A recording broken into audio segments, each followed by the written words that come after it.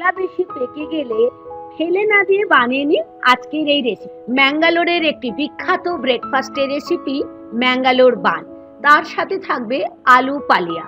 কর্ণাটকের একটি বিখ্যাত সাইড ডিশ হচ্ছে আলু পালিয়া। একটু অন্য রকম আজকে ব্রেকফাস্টের রেসিপি আমরা শিখে নেব। বর্ষার দিনে অনুরোধ থাকলো এই রেসিপিটা একবার বানিয়ে সকলকে খাওয়ানোর জন্য। অনুরোধ থাকলো শেষ পর্যন্ত দেখে নেওয়ার জন্য। আমি এখানে নিয়েছি দুটো বড় পাকা কলা। কলাগুলো অবশ্যই বন্ধুরা পাকা হতে হবে। আর অনেক সময় দেখেন না কলাগুলো একটু কালো হয়ে যায়, কিন্তু ওই কালো কলা ফেলে না দিয়ে এই রেসিপিটা বানাতে পারেন। পরিষ্কার করে কলার খোসাটাকে ছাড়িয়ে নিলাম। এখন আমি একটা ফোক নিয়েছি, ফোর্কে করে কলাটাকে দেখুন ঠিক এরকম ভাবে ম্যাশ করে নিচ্ছি। আপনারা চামচে বা হাতে করেও করতে পারেন, কিংবা মিক্সির জারেও করতে পারেন। দেখুন ঠিক এরকম ভাবে একদম নরম করে আমি কলাটাকে ম্যাশ করে নিলাম।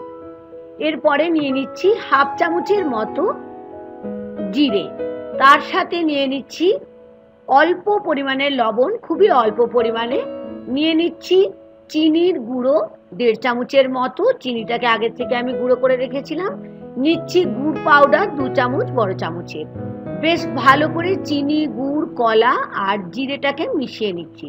এখানে বন্ধুরা বলে রাখি, আপনারা ইচ্ছে হলে এখানে গুড় না দিয়ে টোটাল 4 থেকে 5 চামচ চিনিও ব্যবহার করতে পারেন, তবে আমি এখানে গুড় চিনি দুটো মিশিয়ে নিয়েছি।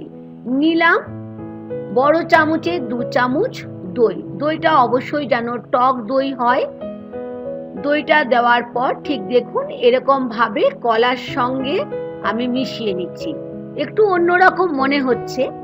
আর ম্যাঙ্গালোরের এটা কিন্তু ভীষণ ভীষণ একটা বিখ্যাত ব্রেকফাস্টের জন্য ওরা বানায়, খেতে তো ভীষণই ভালো হয়। নিয়ে নিচ্ছি ময়দা 1.5 কাপের মতো। আমি এখানে ময়দার ব্যবহার করেছি, আপনারা এটা ময়দা দিয়ে করবেন তাহলে ভালো হবে। 1.5 কাপ ময়দার জন্য আমি দুটো বড় কলা নিয়েছি। নিয়ে নিলাম 1/4 চামচের মতো বেকিং সোডা। এখন বেকিং সোডা দিয়ে ময়দার সাথে কলা, গুড়, চিনি বেশ ভালো করে আমাকে মাখিয়ে নিতে হবে। যখন মাখাবেন তখন হাতে করে এটা মাখাবেন, তাহলে মাখাটা বেশ ভালোভাবে হবে। আর এই রেসিপিটা একটু আগের থেকে এই ডোটা মাখিয়ে রাখতে হবে, কারণ এটার জন্য মিনিমাম 6 থেকে 7 ঘন্টা সময় লাগবে ডোটাকে মাখিয়ে রাখতে হবে। যদি সন্ধেবেলায় খাবেন মনে করেন তাহলে দুপুরবেলা এটাকে মাখিয়ে রাখতে পারেন। ওপর থেকে নিয়ে নিলাম 1 চামচ সাদা তেল। তেলটা দিয়ে দেখুন ঠিক এরকম ভাবে মাখিয়ে রাখলাম। ডোটা অবশ্যই কিন্তু নরম হবে, শক্ত হওয়া চলবে না। এখন ঢাকা দিয়ে 6 থেকে 8 ঘন্টার মতো রেখে দিলাম। এটা বাইরেই রাখতে হবে, ফ্রিজে রাখা চলবে না।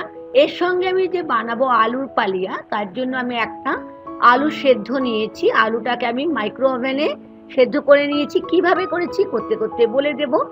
সঙ্গে নিয়েছি বেশ খানিকটা কারি পাতা, তার সঙ্গে নিয়েছি ধনে পাতা অল্প ফ্রেশ, নিয়েছি ছোট্ট একটা গাজরকে এরকম ছোট ছোট করে কেটে, তার সাথে নিয়েছি সবুজ মটরশুঁটি, এটা ফ্রোজেন মটরশুঁটি আমি ব্যবহার করেছি। একটা ছোট্ট পেঁয়াজ আমি কেটে রেখেছিলাম, যদি মনে করেন পেঁয়াজ খাবেন না নাও দিতে পারেন। নিয়েছি 2 থেকে 3টে কাঁচা লঙ্কা, অবশ্যই স্লিট করে রাখবেন। তাহলে চলুন বানিয়ে ফেলি আলু পালিয়া। কর্ণাটকের এটা একটা ভীষণ ভীষণ পছন্দের ব্রেকফাস্টের রেসিপি, সাইড ডিশ। কড়াইটা গরম করে নিয়ে নিলাম বড় চামচের 1 চামচ তেল, তার সাথে হাফ চামচের মতো সর্ষে, নিয়ে নিলাম 1/4 চামচের মতো হিং, নিলাম অল্প লবণ। এখন নিয়ে নিচ্ছি খুব অল্প হলুদ। হলুদ কিন্তু একদমই কম দিতে হবে। যে পেঁয়াজটা কেটে রেখেছিলাম পেঁয়াজটা অ্যাড করে দিলাম। এখন ফ্লেমটাকে লো টু মিডিয়ামে রেখে পেঁয়াজের সঙ্গে সবকিছু একটু আমি হালকা করে ভেজে নেবো, বেশি ব্রাউন করে ভাজা চলবে না। কারি পাতা যেটা রেখেছিলাম দিয়ে দিলাম। নিয়ে নিলাম লঙ্কা যেটা স্লিট করে রেখেছিলাম। এখন কারি পাতা, লঙ্কা, পেঁয়াজ নিয়ে 30 থেকে 40 সেকেন্ডের মতো ভেজে নিচ্ছি। গাজরটা যেটা কেটে রেখেছিলাম গাজরটাও দিয়ে দিলাম। এখন গাজরের সাথে আর নিয়ে নিলাম মটরশুঁটি। আমি এখানে ফ্রোজেন মটরশুঁটি ব্যবহার করেছি। গাজর, পেঁয়াজ, মটরশুঁটির সাথে বেশ ভালো করে লো টু মিডিয়াম ফ্লেমে আমি ভেজে নিচ্ছি। নিয়ে নিলাম হাফ চামচের মতো লবণ। এখন ঢাকা দিয়ে লো টু মিডিয়াম ফ্লেমে 2 মিনিটের মতো রাখলাম। এখন দেখেই বুঝতে পারছেন একটু গাজরগুলো নরম হয়ে গেছে। আর আলুর খোসাটাকে আমি এইদিকে পরিষ্কার করে রাখছি। নিয়েছি 1 চামচ রোস্টেড বেসন, অবশ্যই এইটা লাগবেই আমাদের, তাহলেই আলু পালিয়া কর্ণাটকের একদম স্টাইলের হবে, এটা কখনোই ভুলবেন না। এখন ভালো করে একটু নাড়াচাড়া করে যে আলুটাকে আমি সেদ্ধ করে রেখেছিলাম, আলুটাকে দেখুন ঠিক হাতে করে আমি এরকম করে ভেঙে দিচ্ছি।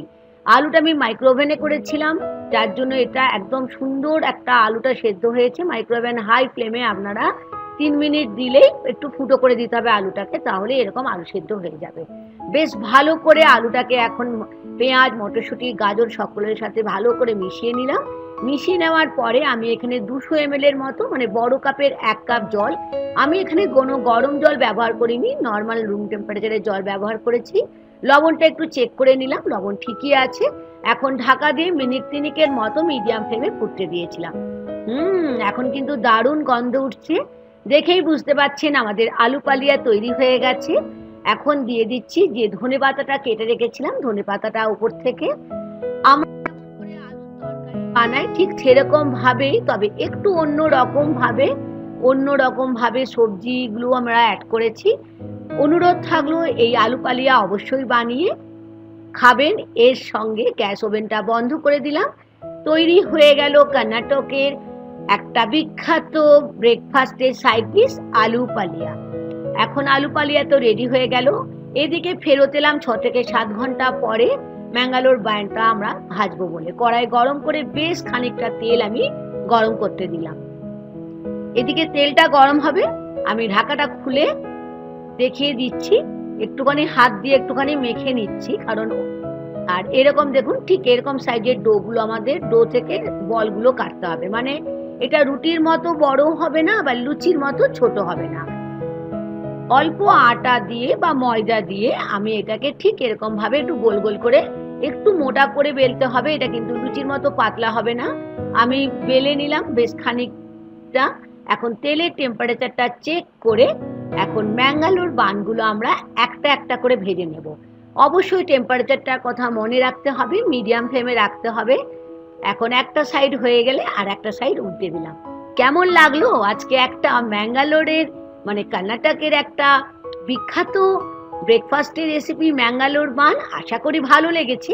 আবারও একটা আমি ভেজে নিচ্ছি, তাহলে বুঝতে পারবেন কেমন ভাবে জিনিসটা দিচ্ছি আর কতটা ব্রাউন হলে আমাদের আর একটা পিঠ উল্টাতে হবে। একটা দিক দেখতেই পাচ্ছেন, আমি কিন্তু কিচ্ছু করলাম না, দিয়ে দিলাম। কিন্তু টেম্পারেচারটা অবশ্যই ঠিক রাখতে হবে, মিডিয়াম ফ্লেমে টেম্পারেচার রাখবেন, কখনো টেম্পারেচারটা বাড়ানোও চলবে না, কমানোও চলবে না। কি সুন্দর দেখেছেন ব্রাউন কালার হয়ে গেছে। অবশ্যই বর্ষাকালের সন্ধেবেলায় রাতের ডিনারের জন্য আপনারা বানাতে পারেন, কিংবা ব্রেকফাস্টের জন্য।